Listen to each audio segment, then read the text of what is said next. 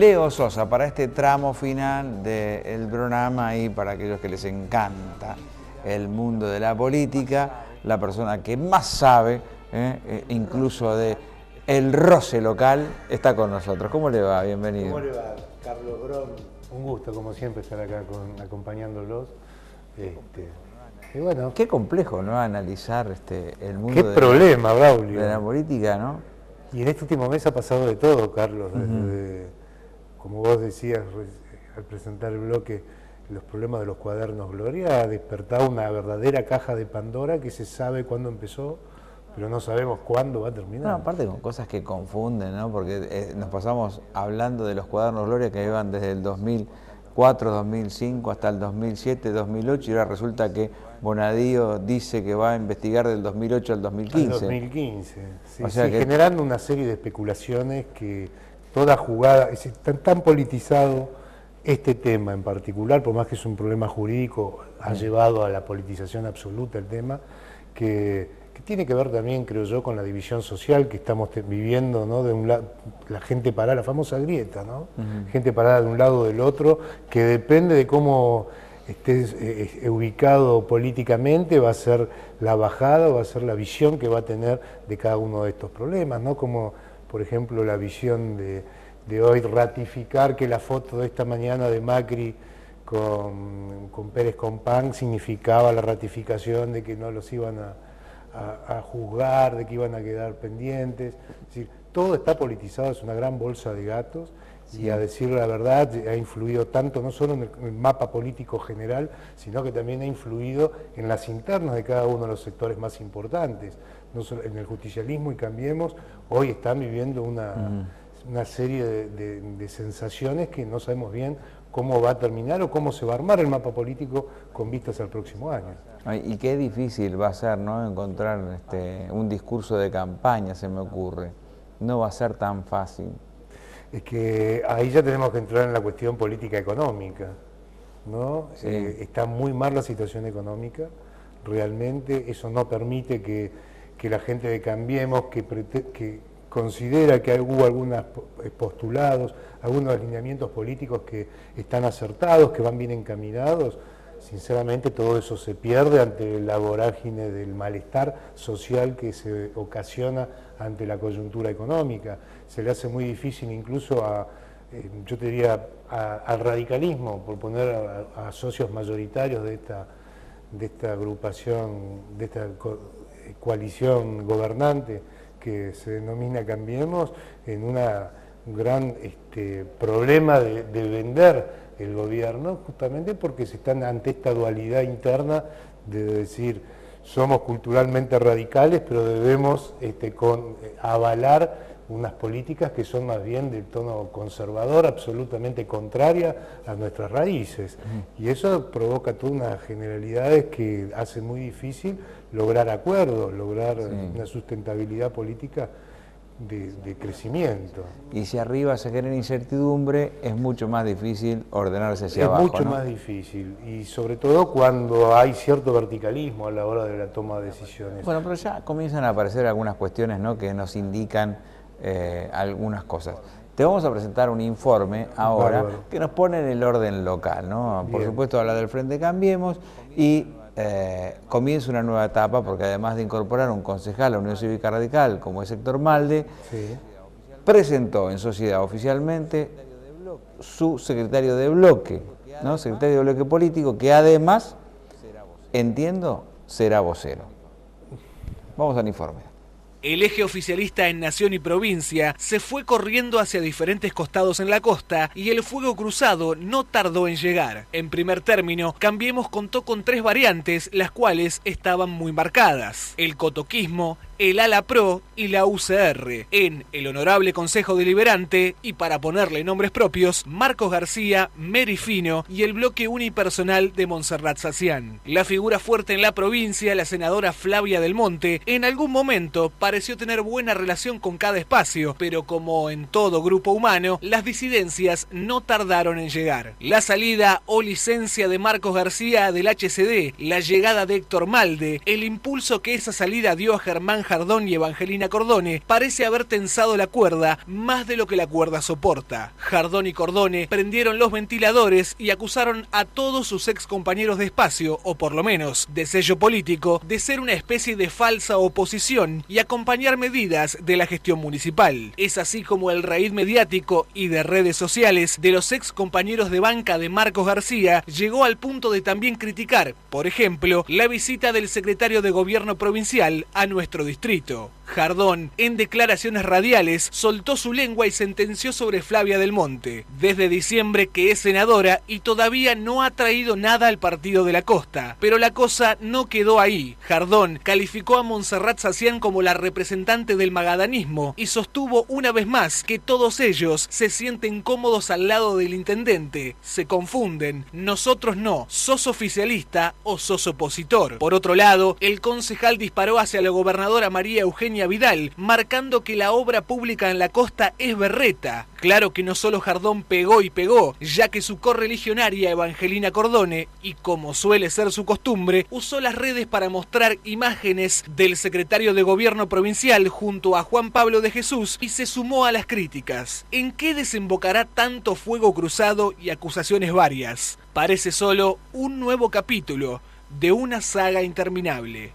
Después de que se partió bloque de alguna manera el de Cambiemos, con la salida de Monse, hubo que reorganizarse y bueno, me eligieron para hacer cumplir con este cargo de secretario político. La salida que fue una expulsión en realidad. Fue una salida muy extraña, o sea, una cosa rara.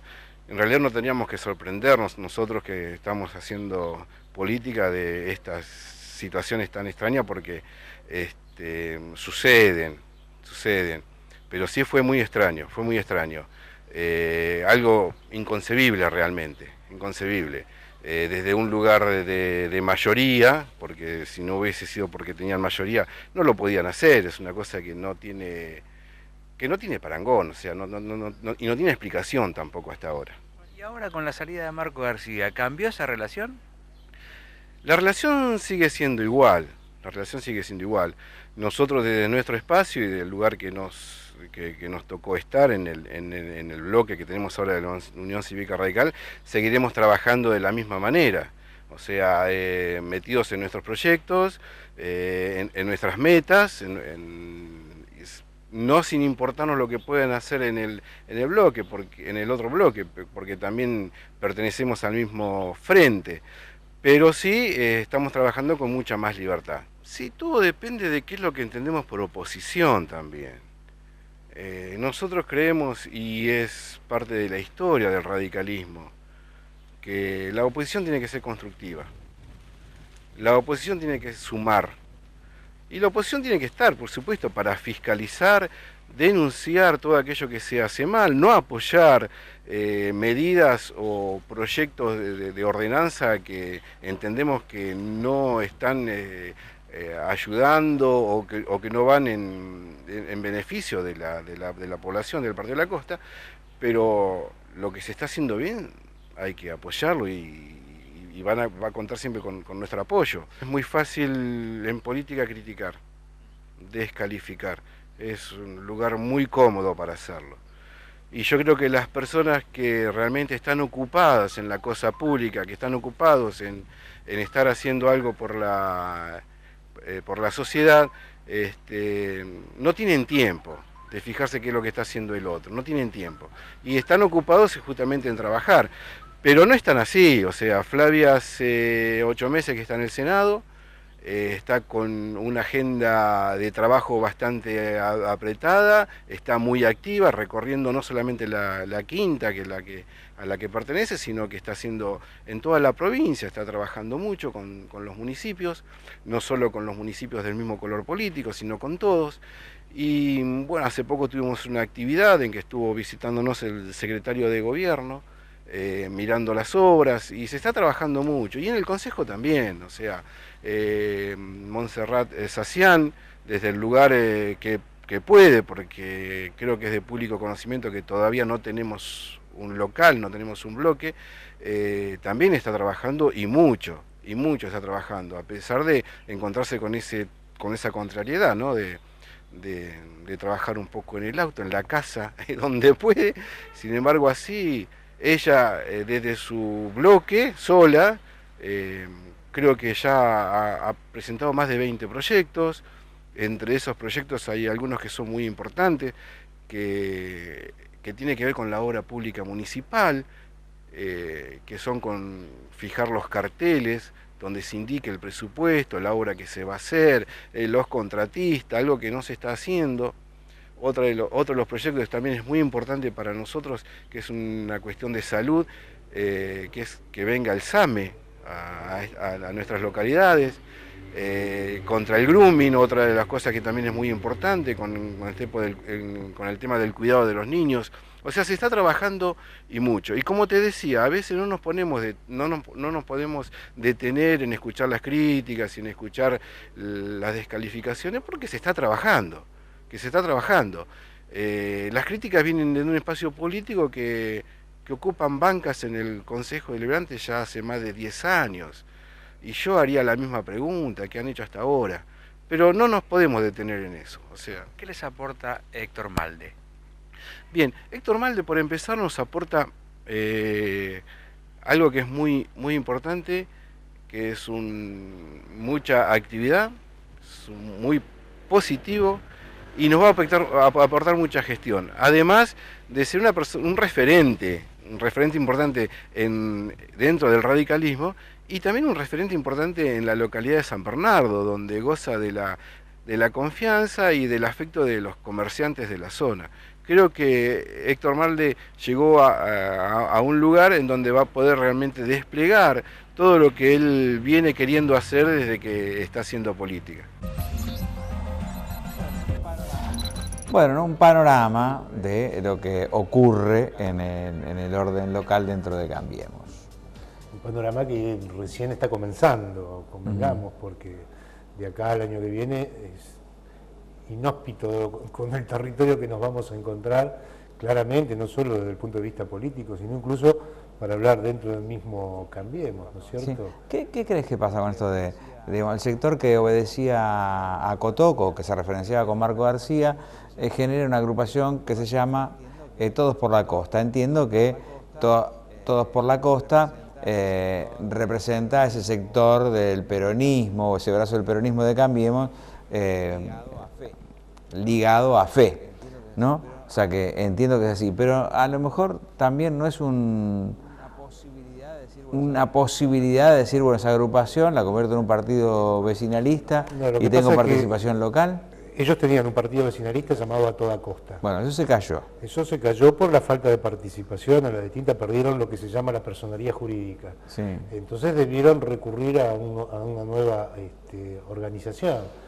Yo considero, tendríamos que preguntarle a los encargados legales de Cambiemos, pero a mí me da la impresión de que lo que es Cambiemos está cerrado en el Partido de la Costa con fe, pero no con A Toda Costa, ni Todos por la Costa. Por lo tanto, podrían llegar a que no los dejen participar. Pero podrían presentar, de hecho, arman una agrupación para reestructurar lo que deja Marco García.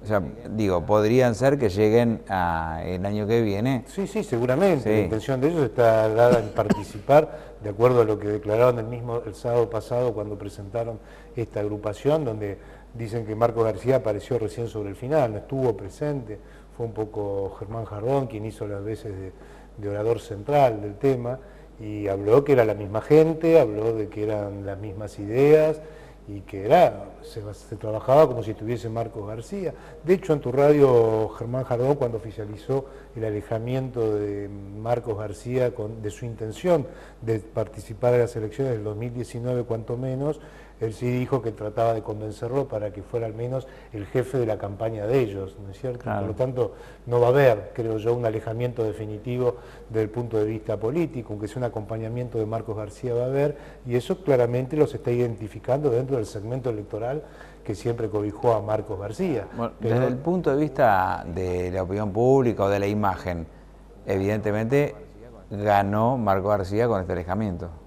Yo creo que de alguna manera sí, es un poco lo que se ve en la política provincial y nacional es un poco eso, el alejamiento de los grandes líderes. Le pasó a Cristina hasta que se vio obligada a volver a hablar desde el Senado con respecto cuando se le pidió la orden de allanamiento en su domicilio, si no venía muy callada. Sergio Massa todavía aún permanece callado. Lo que pasa es que en los momentos, el cimbronazo político que se vivió en el país, más allá de la coyuntura política, los cimbronazos que trajo aparejada este trabajo jurídico que desembocó en esta crisis político empresarial que está viviendo el país, está llegando a todos diciendo qué hay para comunicar, ¿no es cierto? Más vale, como decían en el campo, desencillar hasta Camaine, ¿no es cierto?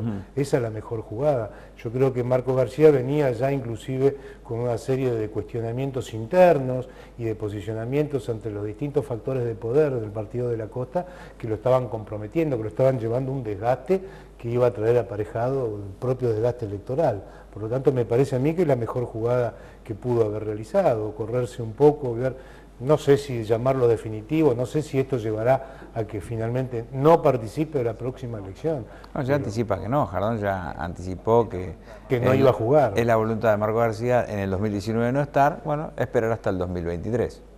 Cuanto menos, será cuestión de ver cómo se desarrollan los acontecimientos. Por lo pronto, yo creo que no va a haber cambios en cuanto a que tanto Jardón lo decían el pasado sábado, que ellos van a trabajar dentro de Cambiemos. Él es el jefe del bloque de Cambiemos, sí. Por lo tanto no creo que en esa realidad vaya a haber algún cambio. Sí, habrá que ver cómo se van posicionando los distintos partidos que conforman Cambiemos y qué tipo de negociación abren con respecto a las PASO del año que viene. Recordemos, creo que vos lo hiciste con la doctora Mendoza aquí, la experiencia del 2017 no dejó bien parados a los referentes de cada una de estos partidos, los dejó más bien desgastados, peleados, que no quedaron en una buena posición interna. De hecho, la doctora Mendoza asume que no tiene contacto con los legisladores de Cambiemos. Por ejemplo.